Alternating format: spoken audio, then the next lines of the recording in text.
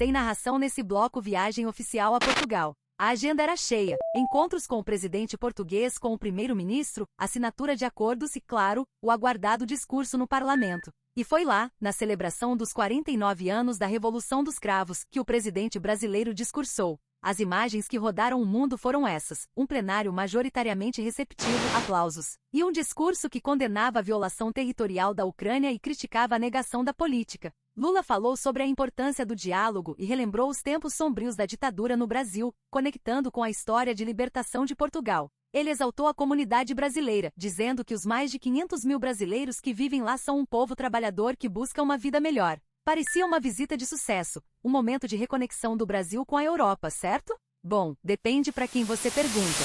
Vamos aos fatos oficiais. 13 acordos foram assinados. 13. Parece muito, né? Eram acordos em várias áreas: educação, cultura, saúde, tecnologia. Um dos mais celebrados foi a equivalência de diplomas do ensino fundamental e médio, facilitando a vida de famílias brasileiras que se mudam para lá. Outro acordo previa o reconhecimento mútuo da carteira de motorista, algo que na prática Portugal já fazia com a CNH brasileira, mas agora virou oficial dos dois lados. Também se falou na abertura de uma escola portuguesa em São Paulo e de um escritório da Apex, a agência de exportações em Lisboa. Na economia, o papo era otimista. Lula defendeu que Portugal poderia ser a porta de entrada para empresas brasileiras na Europa, citando o sucesso da Embraer, que tem uma fábrica por lá desde 2012. A balança comercial em 2025 já era favorável ao Brasil, com um superávit de 2 bilhões de dólares. Ou seja, a gente vende mais para eles do que compra. O discurso era de melhor momento da relação bilateral, uma parceria perfeita. Lula chegou a dizer que se sentia em casa em Portugal e que o Brasil tinha finalmente descoberto Portugal, numa inversão da história. E no meio de tudo isso, o grande momento: o discurso no parlamento português no dia 25 de abril, uma data sagrada para eles, que marca o fim da ditadura salazarista. Lula foi ovacionado ao falar sobre democracia, ao lembrar da luta contra o autoritarismo e ao conectar a história dos dois países. Ele elogiou a comunidade brasileira, chamando-a de povo trabalhador e destacando a qualificação dos profissionais que têm ido para lá. A imagem transmitida era de um líder brasileiro sendo acolhido de braços abertos, reposicionando o Brasil no cenário mundial após anos de isolamento. Era a foto perfeita para a capa dos jornais. Mas toda foto tem um bastidor, e o bastidor dessa era barulhento. Enquanto Lula era aplaudido lá dentro, do lado de fora, e até mesmo dentro do parlamento, o clima era bem diferente. A verdade é que a visita de Lula a Portugal não foi um mar de rosas. Foi, na verdade, um palco para um confronto que reflete a polarização que não existe só no Brasil.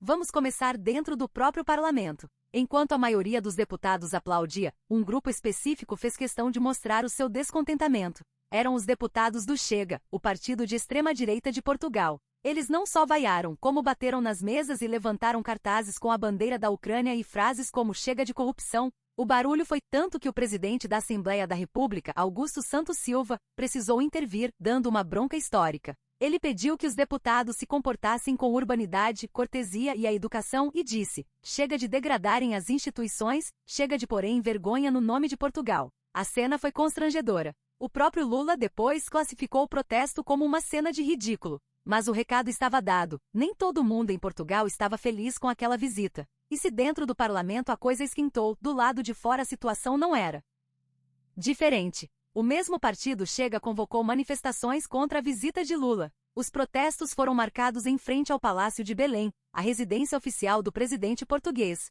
Grupos de brasileiros e portugueses se reuniram com faixas e cartazes, criticando o presidente brasileiro e a recepção com honras de Estado. A pauta era o combate à corrupção. Mas o interessante é que, ao mesmo tempo, apoiadores de Lula, ligados ao PT e outros movimentos, também organizaram uma mobilização paralela, em defesa do presidente. A polícia precisou separar os dois grupos com grades para evitar confronto. Ou seja, a polarização brasileira foi exportada com sucesso para as ruas de Lisboa. Tinha gente gritando "Lula ladrão" de um lado, e gente cantando "Lula guerreiro do povo brasileiro" do outro. Uma cena tipicamente brasileira, só que com sotaque português ao fundo. A oposição no Brasil, claro, não perdeu a oportunidade. Deputados e senadores usaram as imagens dos protestos em Portugal para criticar o governo. Diziam que a imagem do Brasil estava sendo manchada e que Lula não era bem-vindo em lugar nenhum. Vídeos antigos de outros protestos foram misturados com os novos para dar a impressão de que a manifestação era gigantesca, algo que agências de checagem tiveram que desmentir depois. Mas na guerra da informação, a primeira impressão é a que fica. E por que tanto barulho? A visita era sobre acordos comerciais e culturais, certo? Sim, mas também era sobre geopolítica. Pouco antes de ir a Portugal, Lula tinha dado declarações polêmicas sobre a guerra na Ucrânia, dizendo que os Estados Unidos e a Europa incentivavam o conflito. Isso gerou uma reação internacional forte. O discurso em Portugal, onde ele condenou a invasão, foi visto como uma tentativa de corrigir o rumo e se realinhar com a Europa. Mas a extrema-direita portuguesa, alinhada com a Ucrânia, não perdoou as falas anteriores. Os cartazes com a bandeira ucraniana eram uma provocação direta a isso. Então, no final das contas, o que foi a visita de Lula a Portugal? Foi uma demonstração de duas realidades que acontecem ao mesmo tempo. De um lado, a realidade oficial diplomática. A das fotos bonitas, dos 13 acordos assinados, dos discursos sobre a amizade entre os povos e a exaltação dos brasileiros trabalhadores. A realidade que mostra o Brasil se reconectando com o mundo, fechando parcerias e sendo um jogador importante no tabuleiro global. Do outro lado, a realidade da fofoca política, da treta, da polarização. A realidade dos protestos, das vaias no parlamento, da briga de narrativas nas redes sociais. A que mostra que a divisão política no Brasil é tão profunda que ela vaza para outros países e se manifesta a milhares de quilômetros de distância. Qual das duas é a verdade? Provavelmente as duas.